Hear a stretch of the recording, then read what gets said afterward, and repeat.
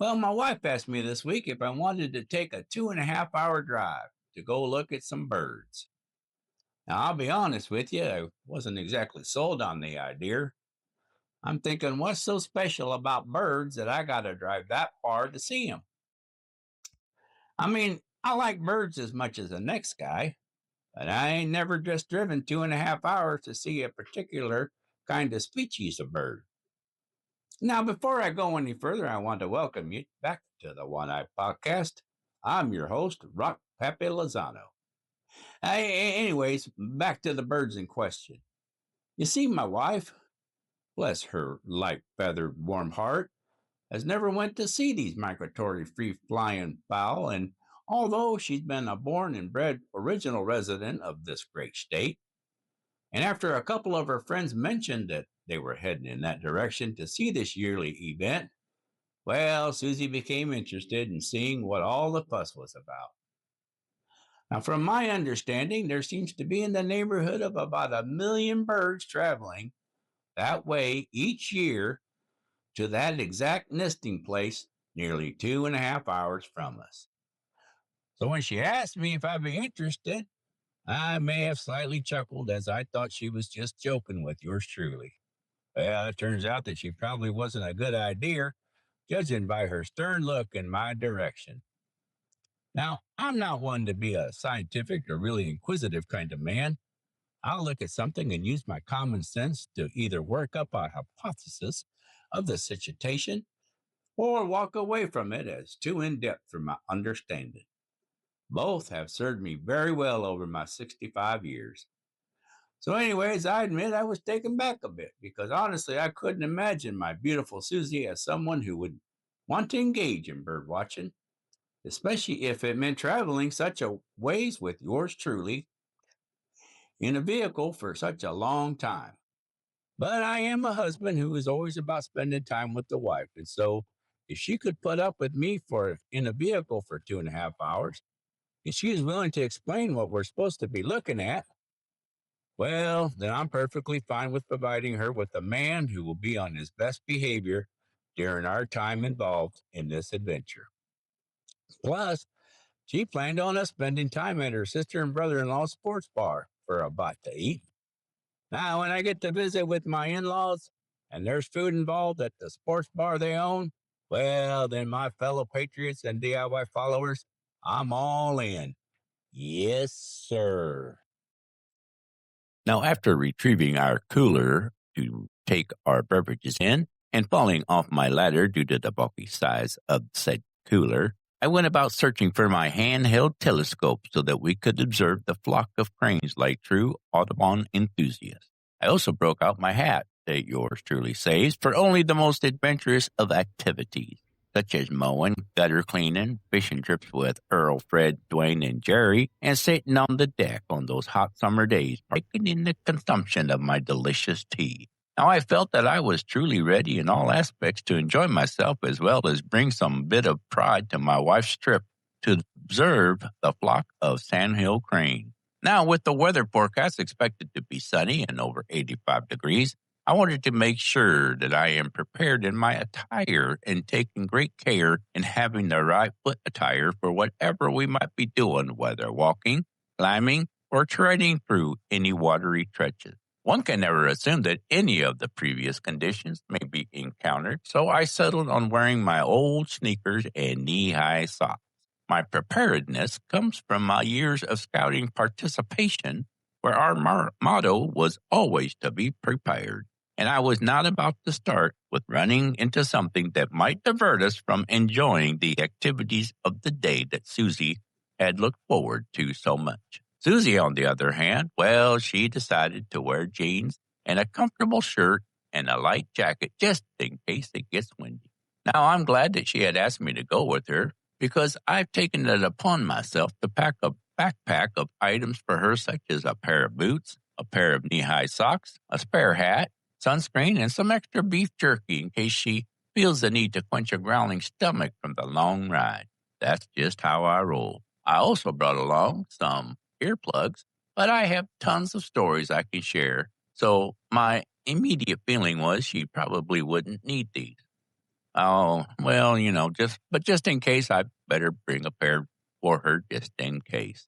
So after one final check of our gear and filling Susie's car up with petrol, off to bed I went to rest up for our journey the next day. Now, I don't still know what I was about to see, and I could barely contain myself from all the excitement of going out west with my wife, but I did manage to get some shut-eye later in the night. And when we woke up and I jumped up to start Susie's coffee, I admit I was pretty excited about what lay ahead for us today. Now, when we left right on time and would remain pretty much on schedule for the remainder of the day. And as we started off, well, yours truly was more than prepared to offer all the commentary for our trip. And I could sense that Susie was taken back by all the nature-related knowledge I spew forth from my years of living life on the edge and being an avid watcher of Mutual of Omaha as a youth. Well, here we are, just traveling down the road looking for cranes. We will find them, for we are many in a very tiny little section. Wait a minute, there's some up there in the sky. The bitches flying around. Where they're going, nobody knows. Right behind these semis. They don't know where they're going. They're going to miss out on the train. We're just going to keep on traveling till we find it. Got ourselves our pail of water and drinking some trees. My wife's got her gum that she saves for, well, whenever she finds time to chew it. And me, well, I just got to go pee.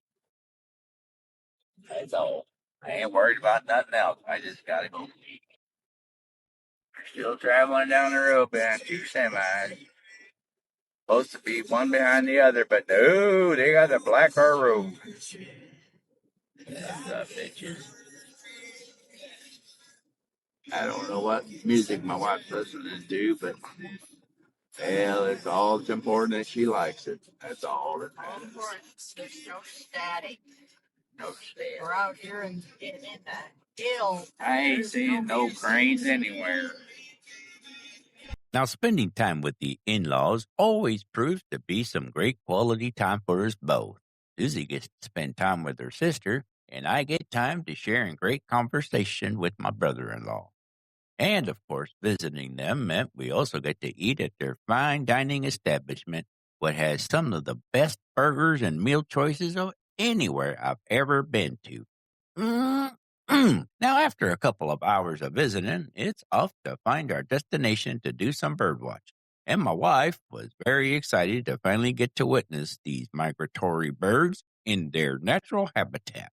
But first, we had to try to overcome her confusion of the directions her GPS was giving us. And I could see that it was frustrating her to no end. And I could sense that this was not going well. So, as co-pilot of this excursion, I mustered up the courage to ask that she allow my vast knowledge of direction and traveling expertise to assist her in directing us to our destination. Now, my fellow patriots and DIY followers, have no fear that we might get lost, because I felt this is one of those times I had to prove my worth in helping us out in this predicament. Now, I asked her to pull over for a bit as I gathered my bearings and took in some navigational information. I checked the road conditions, the placement of the sun in the sky, and used my keen sense of direction of north, south, east, and west. And after taking all these matters into account, I said, why don't we just follow everyone else? Which is what we ended up doing. Delay was averted once again by yours truly. And when we found that area, it was filled with vehicles with license tags from all parts of the good old U.S. of A. It's at this point that I felt that there might be more interest in this thing than I ever imagined. And that's when I saw the most amazing thing. Well, we finally pull up, and I ain't exaggerating. It looked like a convention. People from everywhere. Some cameras longer than my arm. Binoculars so strong I have no doubt that they could probably see into next week. And not a single person talking. Now, that right there, that should have been my first clue. Because birdwatchers apparently don't like noise, which is unfortunate because I had brought personality. So I step out, ear in hand, have position for authority, and I start looking around like I belong. And then I notice something that caught my eye. Some of these folks, they had the same look as me. Knee-high socks, practical shoes, and that focused expression. And for just a moment, I thought, I have trained my whole life for this. And now, all of a sudden, you start hearing it. That sound, not loud at first, but building. And then there they were, thousands. Now, DIY followers and fellow patriots, I mean thousands of Sandhill Cranes moving together, calling out, filling the sky like something out of a movie. And I'll be honest with you, I didn't say a word. All that talk, all that expertise, and all them stories I had ready, gone. Because sometimes you run into something so big, so beautiful, so unexpected, that even a man with one good eye just stands still and takes it all in. Now, about this time, I looked over at Susie, and she had that smile. You know the one that says, I'm really glad we did this. And right then, it hit me. This trip wasn't about cranes. It was about going somewhere new together, saying yes to something different, and trusting that even if I didn't understand it, it might be worth it.